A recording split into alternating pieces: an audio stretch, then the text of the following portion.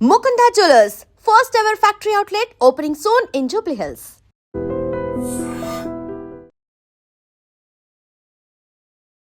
నమస్కారం, welcome to I dream. ధర్మ మార్గం విత్ విజిత కార్యక్రమానికి స్వాగతం.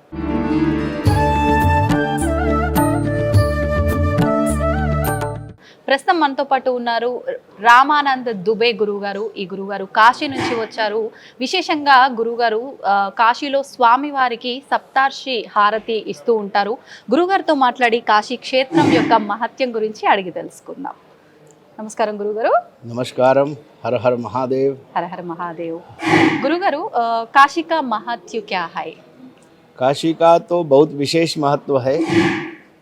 विश्वेशो न समो लिंगो न काशी सदृशी पुरी मणिकर्णिका न समो तीर्थो अखिल ब्रह्मांड गोलके. श्री काशी विश्वनाथ जी के समान शिवलिंग, मणिकर्णिका के समान तीर्थ और काशी के समान पुरी ये अखिल ब्रह्मांड में नहीं है कहीं भी. जहाँ विश्वनाथ जी विराजमान है वहीं ये सभी चीज़ें हैं. दक्षिण प्रदेश का, दक्षिण भारत का काशी के प्रति विशेष आकर्षण और श्रद्धा और भाव समर्पण सभी कुछ आदिकाल से रहा है.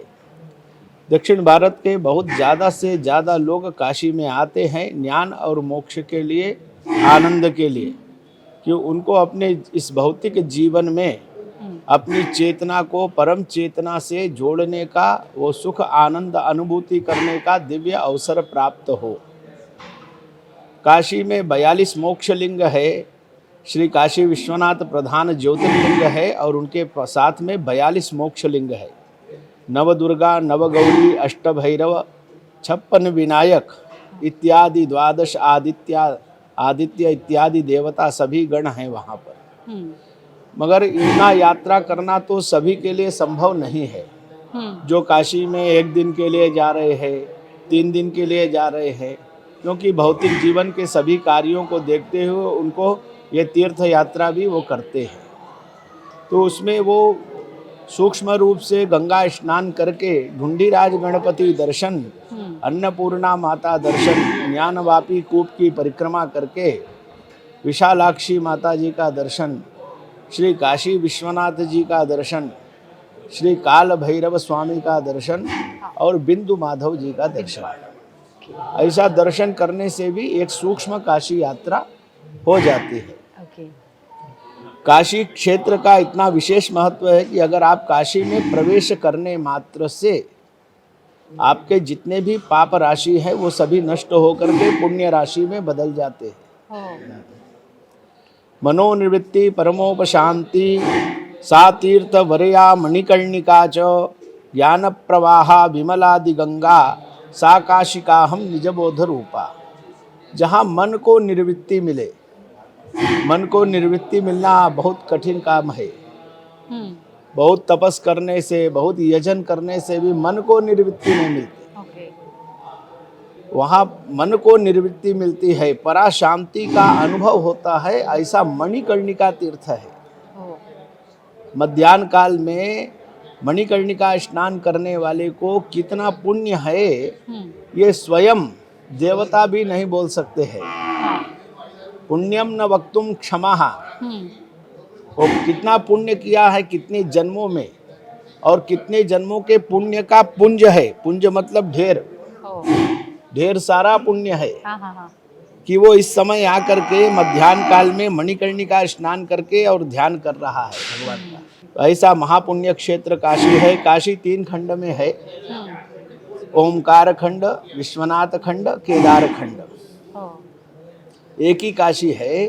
वो 3 खंड में विराजमान है. क्या क्या विशेष है? एक ओमकार खंड का अलग विशेषता है, विश्वनाथ खंड का अलग विशेषता है, और केदार खंड का अलग विशेषता है. ओमकार खंड का विशेषता है वो सालोक मुक्ति देते हैं भगवान. मुक्ति, हाँ, मोक्ष.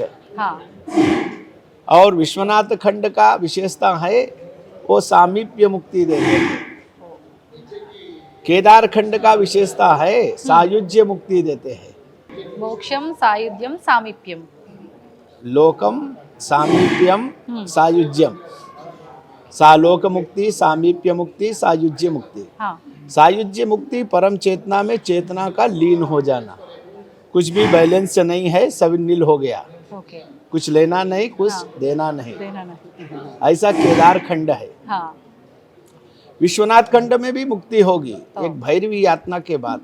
हम्म। जैसे और जगह पर यम यातना है, यमयान। काशी में भैरवी यातना है। हाँ। हाँ, मुक्ति निश्चित है, ओके। मिलना निश्चित है। हाँ हाँ और काशी में जो 42 मोक्ष लिंग की हमने चर्चा किया, वो 42 मोक्ष लिंग का ये विशेष महत्व है कि जीवन मुक्त ज्ञान प्रदान करते हैं। जीवन मुक्ति ज्ञान प्रदान। जीवन रहते मोक्ष मिलना, शरीर मरने से मोक्ष नहीं मिलता। हाँ। आपका जीवन रहते आपको इस जीवन का ज्ञान हो जाना वास्तविक, और जब भी वास्तविक ज्ञान हो जाता है तभी आप उसका आत्मसात कर लेते हैं। आत्म साक्षात्कार। आत्मसात, हाँ, ओके। फिर वो आपसे अलग नहीं रहता, वो ज्ञान आपके अंदर समाहित हो जाता है। वो ज्ञान आपके अंदर समाहित हो जाता है। जैसे शरीर में भोजन जा करके और रस बन करके शरीर में समाहित हो जाता है, फिर वो अलग नहीं रहता। हाँ। ऐसे ही वो ज्ञान, हाँ। जब आपको वास्तविक ज्ञान होता है, जीवन मुक्त ज्ञान, तो वह आपके अंदर समाहित होता है। ये तो काशी का विशेषता है। काशी का हम निज बोध रूपा, काशी बोध करने का विषय है, समझने का विषय नहीं है काशी। हाँ। जब काशी आप आएंगे, गंगा स्नान करेंगे, वो दर्शन करेंगे, वो ध्यान करेंगे, तो जो आनंदवन, काशी को आनंदवन भी बोलते हैं, अभिमुक्त क्षेत्र बोलते हैं। अभिमुक्त वाराणसी क्षेत्रे, वाराणसी इसलिए बोलते हैं वरुणा और असी नदी के बीच में है, इसलिए वाराणसी।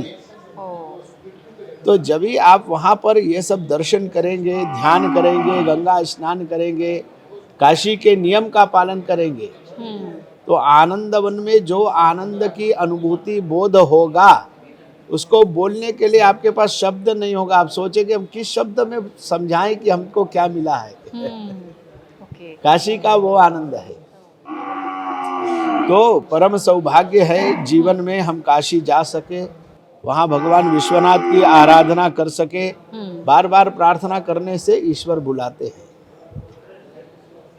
और काशी क्षेत्र से दक्षिण भारत का तो बहुत गहरा संबंध है। अभी उसी संबंध को राजनीतिक दल भी जीवित कर रहे हैं। हाँ। काशी तमिल संगमम के माध्यम से। तमिल संगम, काशी तमिल संगमम काशी में हो रहा है और विश्वनाथ के समीपस्थ हो रहा है। विश्वनाथ जी का जो कॉरिडोर बना है, वहीं पर पूरा व्यवस्था बना करके काशी तमिल संगमम हो रहा है, जिसमें नव संविधानम के लोग भी आए थे, जो तमिल क्षेत्र के आगम शास्त्र के मुख्य लोग हैं। वो लोग भी काशी तमिल संगमम में सर्वप्रथम वही लोग आए थे। अभी और लोग भी जो मुख्य तमिलनाडु क्षेत्र के हैं, कर्नाटक क्षेत्र के हैं, दक्षिण भारत में, वो सभी लोग आ रहे हैं और काशी पर विशेष चर्चा कर रहे हैं कि काशी में और अच्छे से अच्छा क्या किया जा सकता है, जो प्राचीन संस्कृति को रखते हुए नवीनता प्रदान कर सके। और दूसरा, ये भाग्यनगर क्षेत्र में भाग्यनगर में रामभद्र क्षेत्र में हम लोग आए हैं। हाँ। संतोष शर्मा जी काशी आए। काशी विश्वनाथ को प्रथम निमंत्रण उन्होंने सहस्त्र चंडी का दिया। हाँ। और फिर हमको निमंत्रण दिया कि आपको भी आना है। और इस सहस्त्र चंडी की सबसे बड़ी विशेषता है राम तारक मंत्र सहित सहस्त्र चंडी महायज्ञ, जो मात्र लोक कल्याणार्थ है। इसमें दूसरा कोई भी भाव नहीं है। लोका समस्ता सुखिनो भवन्तु, ऐसा उद्देश्य से है। यहाँ पर गौशाला सामने उपस्थित होने से यज्ञ साधन भूताया विश्वस्या गौपनाशिनी विश्वरूप धरो देव प्रियताम मनया गवाह। जहाँ गौशाला है, गौ जहाँ भी है, वो यज्ञ करने का साधन है। हाँ। सर्वप्रथम तो गौशाला होना, हाँ। देवालय होना, वेद पाठशाला होना, यज्ञ अपने आप प्रतिदिन यज्ञ ही हो रहा है यहाँ। हाँ। मगर अभी एक अनुष्ठान से संबंधित होकर के देवी का दिव्य सहस्त्र चंडी यज्ञ कर रहे हैं। देवी की परिकल्पना बहुत विशेष है। हाँ 33 कोटि देवता, सभी ब्रह्मांड में जितने तत्व हैं, ये सभी मिल करके एक ऊर्जा उत्पन्न होती है, वो देवी है। और देवी सूक्ष्म रूप में हर जगह विद्यमान है। हाँ हर हर महादेव हर। नमस्कार गुरु। नमस्कार। దీన్ని తవ్వుతూనే శివలింగం పరమాత్మకు జీవా సరే దాన్ని అట్లా కప్పేసేయండి, చూపించదండి. Krishna is there. మూర్తి పూజ కాదు, సాక్షాత్ బ్రజేంద్ర నందన భగవాన్ ఉన్నారు మూర్తిలో. ఏమీ ఆశించకుండా ఆరాధించే వాళ్ళు కూడా ఉన్నారా ప్రభుజీ? నిజమైన భక్తి అంటే మనకు తెలియదు కాబట్టి